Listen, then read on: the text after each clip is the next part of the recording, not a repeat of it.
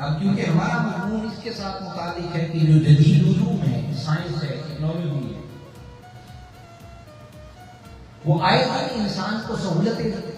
فراہم ہوئی، اور یہ بھی ذہن میں رکھیے کہ انسان تنہا بھی اپنی روحانی ترقی کو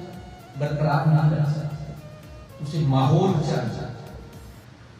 لوگوں میں رہتے ہوئے ہی وہ اپنی روحانی ترقی کو آگے لے کر چل سکتا، اور وہ ایسے لوگوں کے ساتھ رہے جو روح کی ترقی والے لوگ ہیں، جن کی اپنی روح ترقی کر چکی ہے۔ اس لیے آپ ہر نماز کی قیام میں آپ یہ دعا کرتے ہیں اہدنا الصراط المستقیم، ہمیں سیدھی راہ دکھا،